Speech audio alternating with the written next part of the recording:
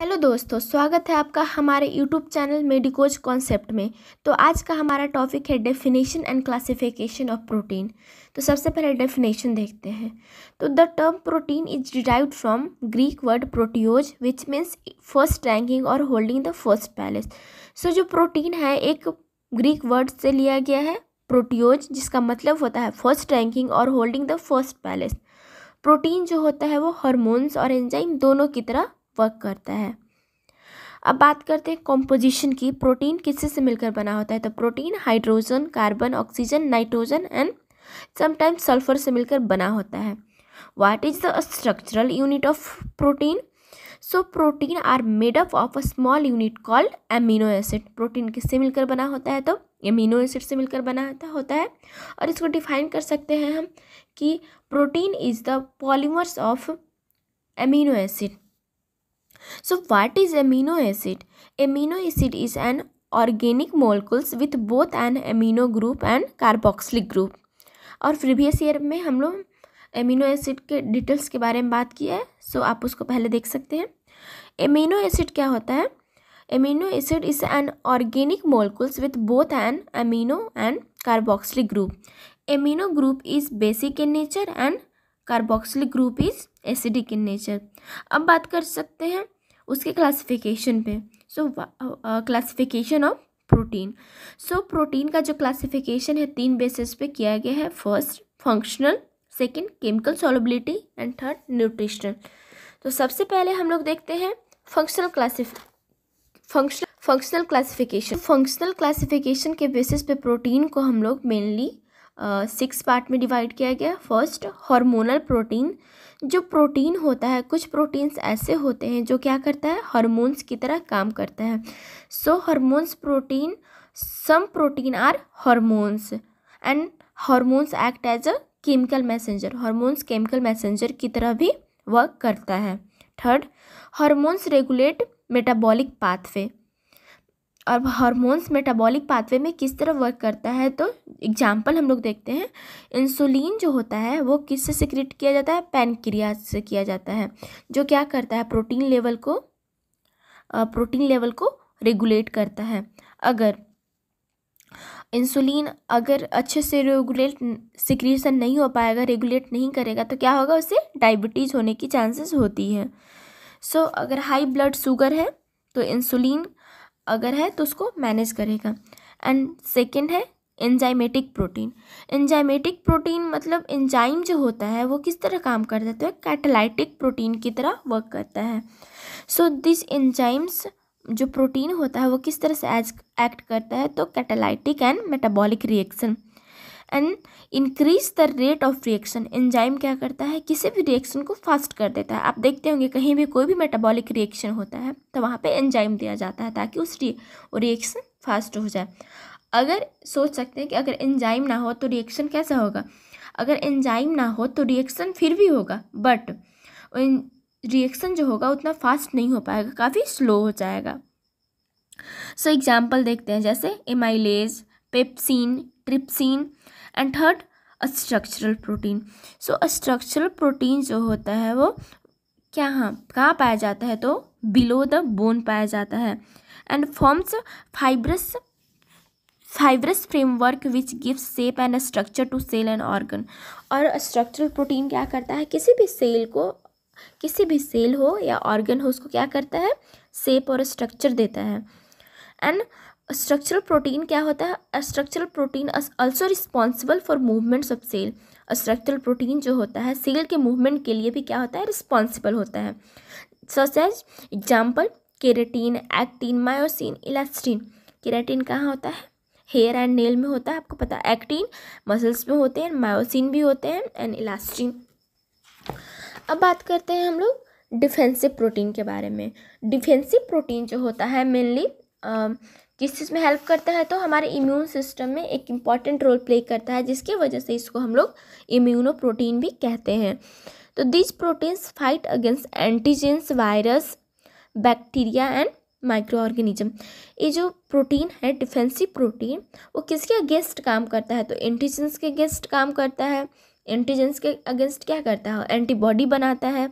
Virus, bacteria and micro organism.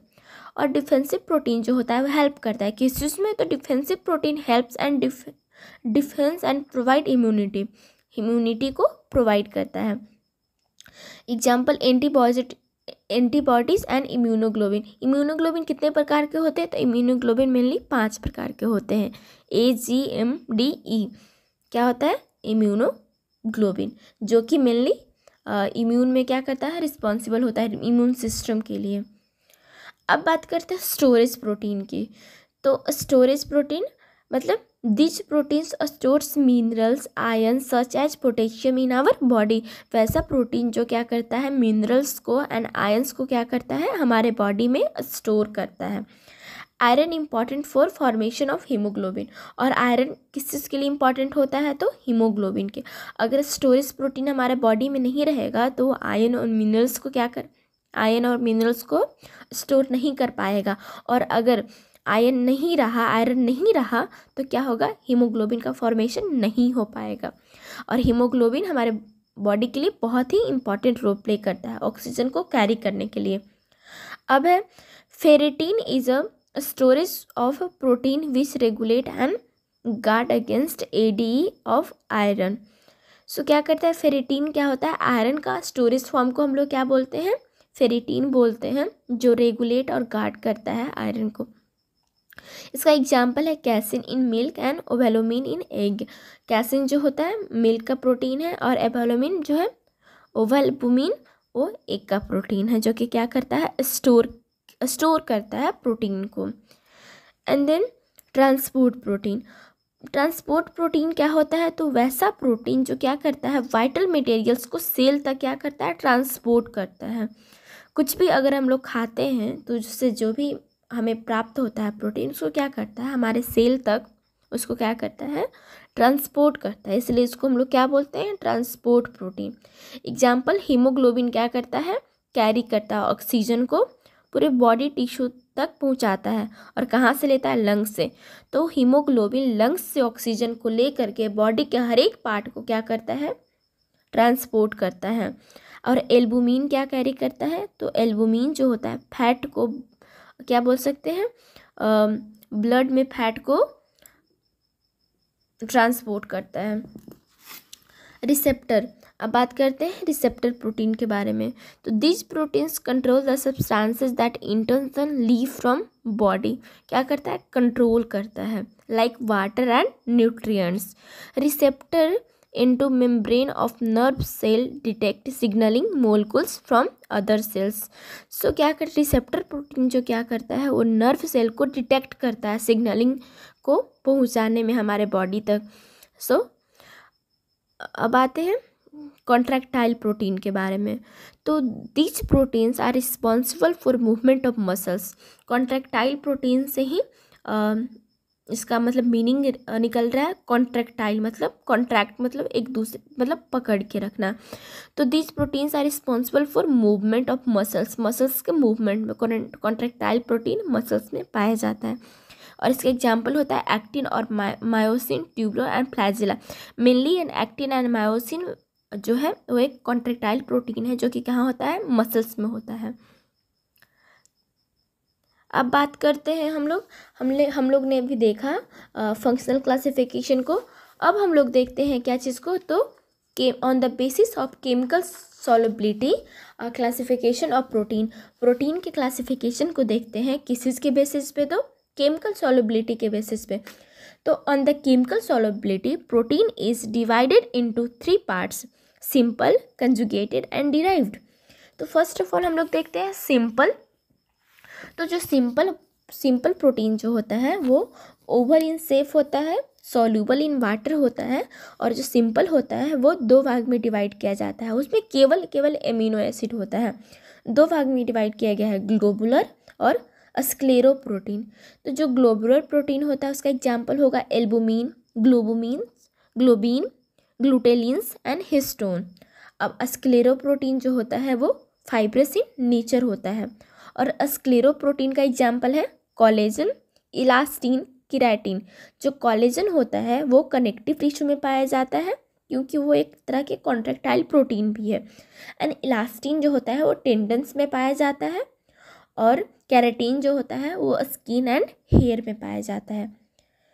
अब chemical solubility के basis पे 3 भाग में डिवाइड किया गया, तो सिंपल को हम लोग देख लिए। अब दूसरा क्या है, कंजुगेटेड प्रोटीन। तो कंजुगेटेड प्रोटीन को हम लोग डिफाइन कर सकते हैं कि एमिनो एसिड में कोई भी अगर ग्रुप एक्स्ट्रा जुड़ जाए तो उसको हम लोग बोलते हैं conjugated protein. Such as example glycoprotein, mucoprotein, lipoprotein. So glycoprotein को कैसे हम लोग इसको डिफाइन कर सकते हैं। So when glucose is attached with the protein called glycoprotein, and जब म्यूकोजा जो होता है वो अटैच करेगा प्रोटीन के साथ तो mucoprotein, and when lipid is attached with the protein lipoprotein, जब लिपिड प्रोटीन के साथ अटैच करेगा तो लिपिड लाइपोप्रोटीन।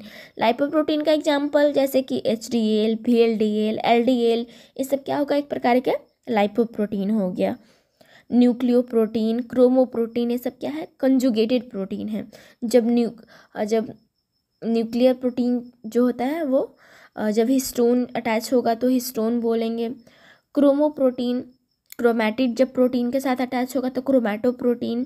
जब मेटल कोई प्रोटीन के साथ अटैच होगा तो मेटेलोप्रोटीन। फॉस्फोरस ग्रुप अटैच होगा तो फॉस्फोप्रोटीन। अब हम लोग देखते हैं डिराइव्ड प्रोटीन को। तो जो डिराइव्ड प्रोटीन है वो मेनली 2 भाग में फिर सब क्लासिफाइड किया गया है, सिंपल एंड कंजुगेटेड। कंजुगेटेड को फिर से सब क्लासिफाइड किया गया है, first and second, primary and secondary.